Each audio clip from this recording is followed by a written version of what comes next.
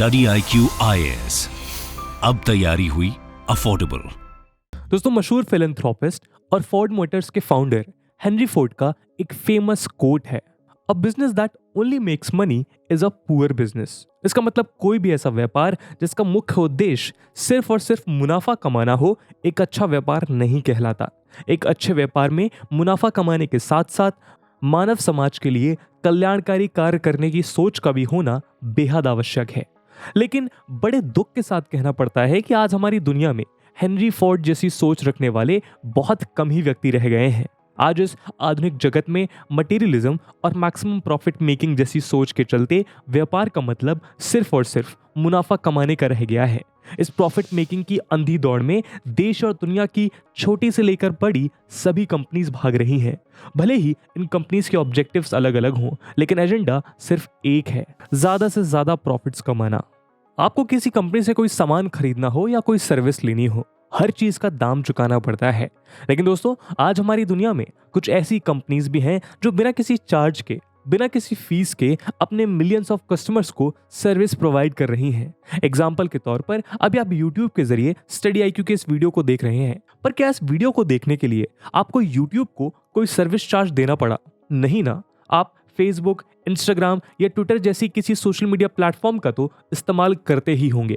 क्या इन प्लेटफॉर्म्स को इस्तेमाल करने या रजिस्टर करने के लिए आपने कोई फीस दी? नहीं। कुछ लोगों के दिमाग में ये थॉट आ रहा होगा कि यूट्यूब और फेसबुक जैसे टेक जाइंट्स अपने पेजेस पर एडवर्टीजमेंट्स रन किया करते हैं, तो हो सकता है शायद इन्हीं एडवर्टीजमेंट्स के जरिए ये कंपनीज प्रॉफिट अर्न कर रही हो। अगर ऐसा कोई थॉट आपके भी दिमाग में आ रहा है तो चलिए एक और एग्जाम्पल देख लेते हैं जहां एडवर्टीजमेंट रन करने का स्पेस ही ना हो। दोस्तों, व्हाट्सएप का नाम आज शायद ही किसी ने ना सुना हो। आज ये मैसेजिंग एप्लीकेशन आपको अपने परिवार और दोस्तों से जोड़ने का काम कर रही है। लेकिन क्या व्हाट्सएप पर मैसेज करने के लिए कोई सब्सक्रिप्शन अमाउंट पे करना पड़ता है? जवाब है नहीं। गूगल प्ले स्टोर से इस एप्लीकेशन को डाउनलोड करने से लेकर इस एप्लीकेशन के जरिए हजारों मैसेजेस भेजने तक आपको अपनी पॉकेट से एक पैसा भी नहीं खर्च करना पड़ा। तो फिर सोचने वाली बात यह है कि आज जब प्रॉफिट मेकिंग की इस दौड़ में दुनिया भर की कंपनीज एक दूसरे से आगे निकलने में लगी हुई हैं, तो फिर यूट्यूब, फेसबुक या व्हाट्सएप अपने कस्टमर से बिना किसी फी को चार्ज किए अपनी सर्विसेज क्यों प्रोवाइड कर रहा है? क्या ये कंपनीज कोई चैरिटी कर रही हैं? इसका जवाब बोल्ड और कैपिटल लेटर्स में सीधा सीधा नो है। दोस्तों, एक प्रॉफिटेबल बिजनेस के जरिए चैरिटी को जरूर रन किया जा सकता है, लेकिन चैरिटी के जरिए प्रॉफिटेबल बिजनेस को रन नहीं किया जा सकता। ये कंपनीज जो बिना किसी फी को चार्ज किए अपने लाखों करोड़ों यूजर्स को सर्विसेज प्रोवाइड कर रही हैं, इनका भी ऑब्जेक्टिव किसी चैरिटी को रन करना नहीं है। तो फिर सवाल उठता है कि आखिर बिना किसी फी को चार्ज किए ये वेरियस कंपनीज सस्टेन कैसे कर पा रही हैं?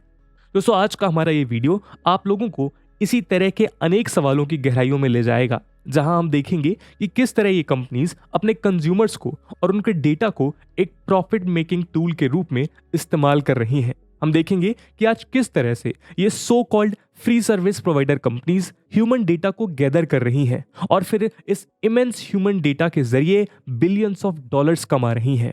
लेकिन दोस्तों, आगे बढ़ने से पहले मैं आपको बता दूं कि ये वीडियो यूपीएससी मेंस के लिए काफी इंपॉर्टेंट है और इस टॉपिक से जुड़े हुए सवाल यूपीएससी GS3 के इकोनॉमी सेक्शन में पूछे जा सकते हैं। इसके बारे में हम वीडियो के अंत में और भी बात करेंगे, पर फिलहाल के लिए हम अपने वीडियो डिस्कशन को आगे बढ़ाते हैं। दोस्तों, आज आपके द्वारा इंटरनेट पर की जा रही हर एक एक्टिविटी अपने आप में वैल्यूएबल है। आप किस वेबसाइट पर जा रहे हैं, किस वेबसाइट पर कितना टाइम स्पेंड कर रहे हैं, कहाँ क्लिक कर रहे हैं, यह हर एक बात अपने आप में इंपॉर्टेंट है। कहीं ना कहीं कोई ना कोई ऐसा जरूर मौजूद है जिसे आपकी इस इंफॉर्मेशन से फायदा मिल सकता है। मॉडर्न डिजिटल इकोनॉमी में ह्यूमन डेटा के हर एक बिट की एक कीमत है। आज आपके द्वारा की जा रही इंटरनेट एक्टिविटी और उससे जनरेट होने वाले डेटा को डेली बेसिस पर पहले कलेक्ट, फिर स्टोर और उसके बाद सेल किया जा रहा है। आज दुनिया भर में ऐसी अनेक कंपनीज और फर्म्स मौजूद हैं जो ह्यूमन डेटा के सेल परचेज का बिजनेस कर रही हैं।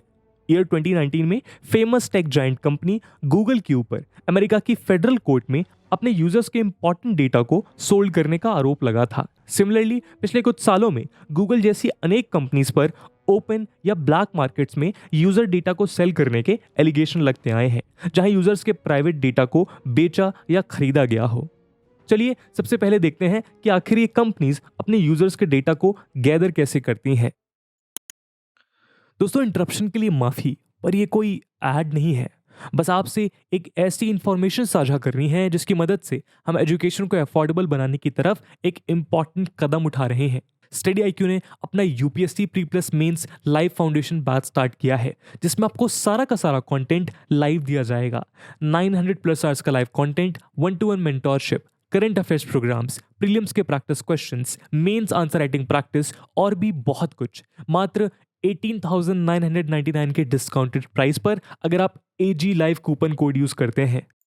इन बैचेस में क्लासेस की शुरुआत 1 अगस्त 6 PM से हो रही हैं। इस बात से रिलेटेड सभी इंपॉर्टेंट लिंक्स आपको पिन कमेंट में मिल जाएंगी। अब आप अपना वीडियो देख सकते हैं, but don't forget to use AG live, otherwise you will say कि बाकी लोगों को कम रेट्स पे कोर्स मिला है। बाकी सभी अपडेट्स के लिए आप मुझे मेरे सोशल मीडिया हैंडल्स पे फॉलो कर सकते हैं। दोस्तों, आज क्लोथिंग से लेकर टेक्नोलॉजी तक, गूगल जैसे सर्च इंजन से लेकर इंस्टाग्राम जैसे सोशल मीडिया प्लेटफॉर्म्स तक, हर एक कंपनी के लिए अपने अपने कस्टमर का डेटा एक मेजर फोकस्ड एरिया बनता जा रहा है।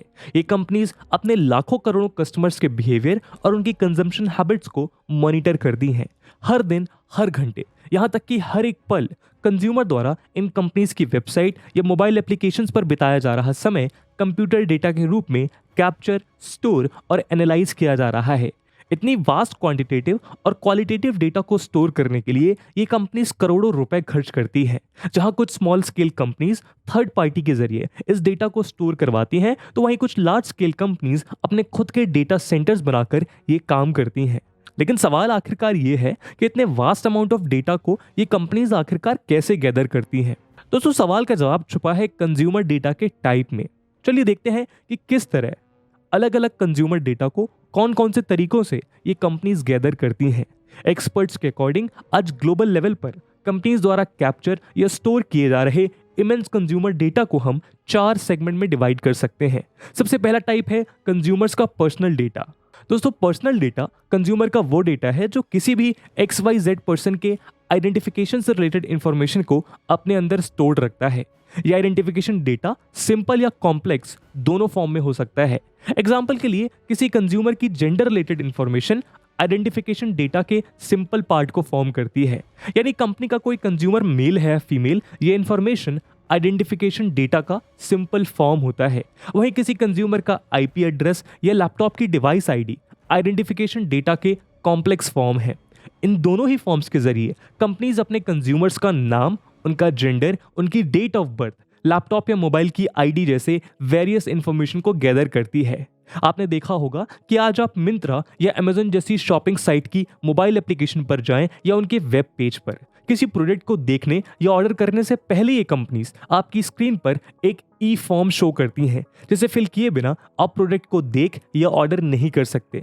इस E-फॉर्म में आपको अपनी बेसिक इंफॉर्मेशन फिल करने को कहा जाता है, जिसमें आपका नाम, आपका जेंडर, आपकी डेट ऑफ बर्थ, आपकी ईमेल ID जैसे कॉलम्स मेंशन होते हैं। जब आप इस E-फॉर्म को फिल करते हैं तो आपकी पर्सनल इंफॉर्मेशन डेटा के रूप में कंपनी के डेटाबेस में सेव हो जाती है।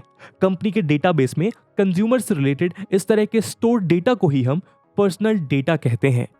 तो जो कंज्यूमर डेटा का जो दूसरा टाइप है उसे एंगेजमेंट डेटा कहा जाता है। एंगेजमेंट डेटा कंज्यूमर डेटा का वो हिस्सा है जो कंपनीज को इस बात की जानकारी देता है कि कोई भी कंज्यूमर कंपनी के साथ किस तरह इंटरैक्ट कर रहा है। इसका मतलब कंपनी के किसी प्रोडक्ट को ऑर्डर करने या प्रोडक्ट से रिलेटेड किसी इंफॉर्मेशन को जानने के लिए कंज्यूमर ने कंपनी के साथ किस मेथड के जरिए कम्युनिकेट किया है। क्या वो कंज्यूमर कंपनी की वेबसाइट से अपना डिजायर्ड प्रोडक्ट ऑर्डर कर रहा था या कंपनी की मोबाइल एप्लीकेशन से? अपनी क्वेरीज को रिजॉल्व करने के लिए कंज्यूमर ने टेक्स्ट मैसेज का इस्तेमाल किया या ईमेल का? इस तरह की सभी इंफॉर्मेशन एंगेजमेंट डेटा के स्कोप में आती है। और जब आप किसी क्वेरी को रिजॉल्व करने के लिए अपना मोबाइल नंबर या ईमेल ID इस्तेमाल करते हैं तो ये डेटा कंपनीज के डेटाबेस में स्टोर हो जाता है। दोस्तों, तीसरे टाइप का जो कंज्यूमर डेटा है उसे हम बिहेवियरल डेटा कहते हैं। इस कैटेगरी में हम किसी कंज्यूमर की ट्रांजैक्शन डिटेल से रिलेटेड इंफॉर्मेशन को स्टोर रखते हैं। किसी कंज्यूमर ने अब तक कंपनी के कौन कौन से प्रोडक्ट्स को ऑर्डर किया, कौन कौन से ऐसे प्रोडक्ट्स थे जिन्हें कंज्यूमर ने एक से ज्यादा बार ऑर्डर किया, कौन से ऐसे प्रोडक्ट्स हैं जो कंज्यूमर की विश लिस्ट में मौजूद हैं। इस तरह की सभी इंफॉर्मेशन बिहेवियरल डेटा का पार्ट होती हैं। इस डेटा को विश लिस्ट और ऑर्डर बॉक्स की हिस्ट्री के जरिए ये कंपनीज गैदर करती हैं और इस तरह इन कंपनीज के पास अपने लाखों करोड़ों कंज्यूमर्स के बिहेवियर पैटर्न्स की प्रीशियस इंफॉर्मेशन गैदर हो जाती है। दोस्तों, चौथे और कंज्यूमर डेटा के आखिरी टाइप को एटीट्यूडनल डेटा कहा जाता है। ये डेटा किसी कंज्यूमर के बेसिक ट्रेड्स को मॉनिटर और स्टोर करता है, जैसे कि कंपनी के प्रोडक्ट को लेकर कंज्यूमर की क्या ओपिनियन है, डिजायर्ड प्रोडक्ट को इस्तेमाल करने के बाद कंज्यूमर का सेटिस्फैक्शन लेवल कितना है। आपने देखा होगा कि किसी वेबसाइट से जब कोई प्रोडक्ट आपको डिलीवर होता है, उसके कुछ घंटे और कुछ दिन बाद वेबसाइट से आपको प्रोडक्ट की रेटिंग से रिलेटेड एक मैसेज रिसीव होता है। इस मैसेज के जरिए आपसे प्रोडक्ट को रेटिंग करने के लिए कहा जाता है। आपके द्वारा की गई इस रेटिंग के जरिए कंपनी को प्रोडक्ट से मिलने वाले सेटिस्फेक्शन लेवल के डेटा की जानकारी मिलती है और इसी डेटा को एटीट्यूडनल डेटा कहा जाता है। अपने कंज्यूमर्स के एटीट्यूडनल डेटा को उनकी रेटिंग के जरिए एनालिसिस करके गैदर कर लिया जाता है। तो दोस्तों, अभी तक हमने देखा कि किस तरह ये कंपनीज कंज्यूमर्स से रिलेटेड डेटा को अलग अलग मेथड से गैदर करती हैं। चलिए अब देखते हैं कि किस तरह ये कंपनीज इस कंज्यूमर डेटा का इस्तेमाल करती हैं। दोस्तों, वैसे तो कस्टमर्स के डेटा को कितना, कहां और कैसे इस्तेमाल किया जा सकता है, इस बात को लेकर फिलहाल कोई भी क्लियर और यूनिवर्सल सेट ऑफ रेगुलेशंस मौजूद नहीं है। इन्हीं वजहों के चलते ये कंपनीज ह्यूमन डेटा को लीगल और इलीगल दोनों वेज में इस्तेमाल कर रही हैं। अगर लीगल एस्पेक्ट्स की बात करें तो कंपनीज का कहना है कि अपने यूजर से रिलेटेड पर्सनल, एंगेजमेंट या किसी भी और टाइप के डेटा का इस्तेमाल सिर्फ और सिर्फ कंज्यूमर एक्सपीरियंस को बेहतर बनाने के लिए कंपनी द्वारा इस्तेमाल किया जाता है। इन कंपनीज का कहना है कि कंज्यूमर से मिले इस डेटा की मदद से कंपनीज अपने कंज्यूमर्स की डिमांड और रिक्वायरमेंट को और भी बेहतर तरीके से समझ पाती हैं। कंज्यूमर्स के फीडबैक या रिव्यू के जरिए कंपनी को ये पता चलता है कौन से ऐसे एरियाज हैं जहां कंपनी को और ज़्यादा काम करने की ज़रूरत है। साथ ही कंज्यूमर के डेटा के बेसिस पर कंपनी अपने लॉन्ग टर्म गोल्स को भी सेट करने का काम भी करती है। आने वाले वक्त में कंपनी की मार्केट स्ट्रेटजी क्या होगी, इस बात का फैसला भी कंज्यूमर से मिले डेटा के बेसिस पर किया जाता है।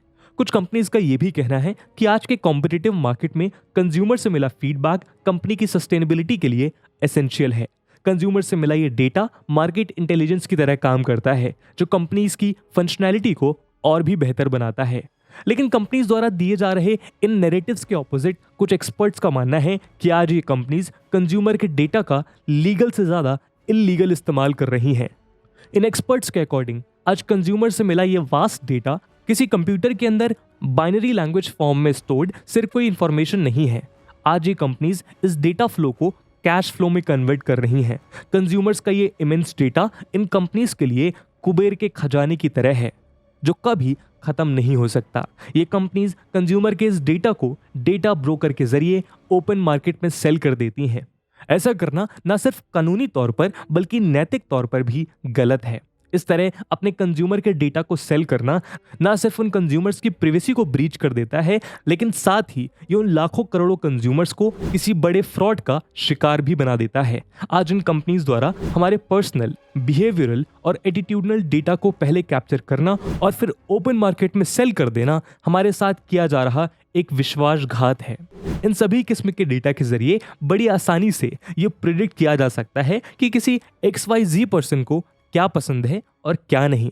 किसी पर्सन से रिलेटेड इस तरह की छोटी से छोटी इंफॉर्मेशन भी वाइटल साबित हो सकती है। इस तरह की किसी भी इंफॉर्मेशन के जरिए मार्केट में लॉन्च होने वाले किसी प्रोडक्ट से लेकर इलेक्शंस तक मैनिपुलेट किए जा सकते हैं। वहीं आपके फोन नंबर या ईमेल से रिलेटेड डेटा के जरिए आपको मॉनिटर भी किया जा सकता है। आज अमेरिका जैसी कंट्रीज में इस तरह लीक्ड ह्यूमन डेटा के जरिए सर्विलेंस और मॉनिटरिंग रिलेटेड बहुत से किस्से सुनने को मिलते हैं। इन सब के अलावा सोल्ड ह्यूमन डेटा की मदद से कुछ आइडियोलॉजीज या प्रोपेगेंडास को भी रन किया जा सकता है। आपको एक फिक्स टाइप के मैसेजेस या पोस्ट भेजे जा सकते हैं ताकि बार बार एक ही तरह की इंफॉर्मेशन को पढ़कर आपकी आइडियोलॉजी को चेंज किया जा सके या आपके थॉट प्रोसेस को कंट्रोल किया जा सके। आपने देखा ही होगा किस तरह अगर किसी वेबसाइट पर आप एक बार किसी प्रोडक्ट को देख लेते हैं तो उसके बाद आप किसी भी दूसरी वेबसाइट पर चले जाइए, वो सेम प्रोडक्ट बार बार आपकी स्क्रीन पर पॉपअप होने लग जाता है। ऐसा इसलिए किया जाता है ताकि बार बार सेम प्रोडक्ट को देखने से आपका माइंड उस प्रोडक्ट की तरफ और ज़्यादा अट्रैक्ट होता रहे और आखिर में आप इस प्रोडक्ट को परचेस कर ही लें। ये डेटा एल्गोरिदम इतना स्ट्रांग हो चुका है कि आप सर्च करने की बात तो छोड़िए, आपने इस बात को भी नोटिस किया होगा कि आपने कभी किसी प्रोडक्ट को अपने मन में सोचा और आपके बिहेवियरल पैटर्न्स को प्रिडिक्ट करके एल्गोरिदम ने आपको उस प्रोडक्ट से रिलेटेड एड्स दिखा दिए। ये चौंकने वाली बात है पर सच है कि कैसे आज एल्गोरिदम आपके दिमाग को भी पढ़ पा रहा है। दोस्तों, कंपनीज द्वारा अपने यूजर्स के डेटा का किस तरह इस्तेमाल किया जा सकता है और किस तरह इस्तेमाल किया जा रहा है, इस बात को लेकर ना तो कोई फिक्स सेट ऑफ रूल्स मौजूद है और ना कोई प्रॉपर मॉनिटरिंग प्रोसीजर।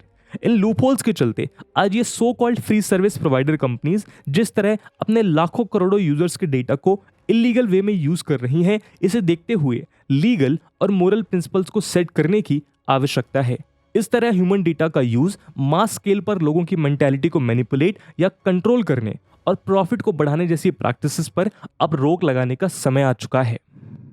लेकिन इन कंपनीज और यूजर्स के ग्लोबल नेचर को देखते हुए ये काम किसी एक इंसान, किसी एक सरकार का नहीं बल्कि पूरे मानव समाज का है। इस तरह की प्रैक्टिसेस को रोकने के लिए इंटरनेशनल कोऑपरेशन की जरूरत पड़ेगी ताकि हेनरी फोर्ड जैसे महान व्यक्तित्व ने व्यापार की जो आधारभूत संरचना हमारे सामने रखी थी उसे बचाया जा सके। तो दोस्तों, ये था एक डिस्कशन जहां पे हमने डिस्कस किया कि इस दुनिया के सबसे बड़े प्रोडक्ट आप खुद ही हैं और शायद इस वीडियो से आप समझ भी पाए होंगे कि ये बात कैसे सच है। और दोस्तों, जैसे कि हमने वीडियो के पहले भाग में बताया था कि इस वीडियो की इंपॉर्टेंस यूपीएससी मेंस के पर्सपेक्टिव से काफ़ी ज़्यादा है और उसी इंपॉर्टेंस को देखते हुए एक सवाल हम आपके लिए छोड़कर जा रहे हैं जिसको आपको कमेंट सेक्शन में आंसर करना है। And the question is, human data is like modern day crude oil, critically examine the statement and suggest important safeguard measures for it. And with this question, my friends, that's it for the video. I hope आपको video पसंद आया होगा और अगर पसंद आया है तो अपने दोस्तों के साथ साझा करना बिल्कुल मत भूलिएगा। अब मिलते हैं अगले वीडियो में, तब तक के लिए जय हिंद, जय भारत। स्टडी IQ IAS, अब तैयारी हुई अफोर्डेबल।